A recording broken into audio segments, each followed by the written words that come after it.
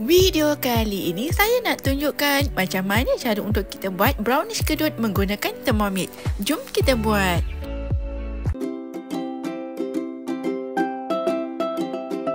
Mula-mula masukkan butter.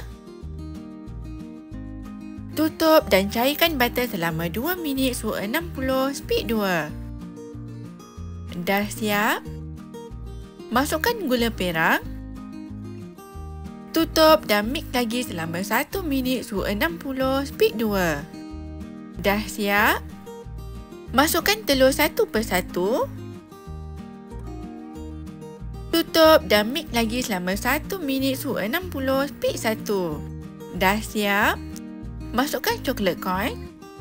Kemudian masukkan esen vanila. Tutup dan mix selama 3 minit suhu 60 speed 2. Dah siap?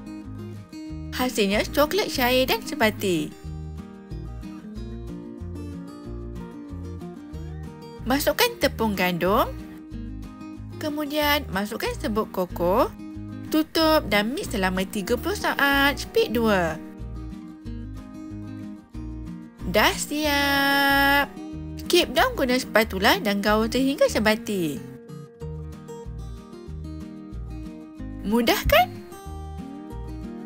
Sediakan loyang yang dialas dengan baking paper, kemudian tuangkan adunan ke dalam loyang.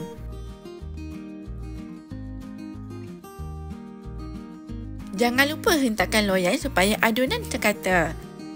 Kemudian, bakar dalam oven yang dipanaskan selama 40 hingga 45 minit suhu 160 api atas bawah.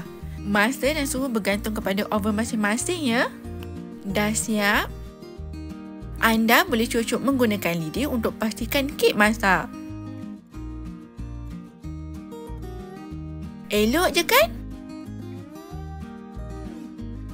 Tunggu kek sedikit sejuk dan keluarkan dari loyang.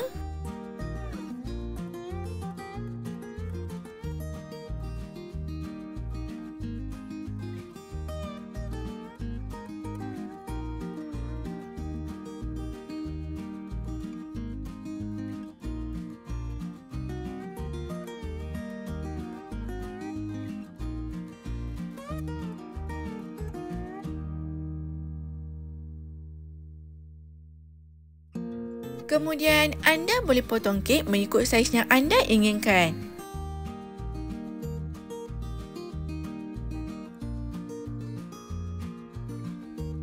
Sedia untuk dihidangkan.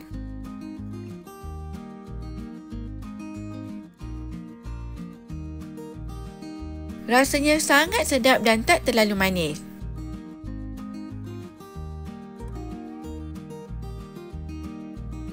Selamat mencuba. Bye.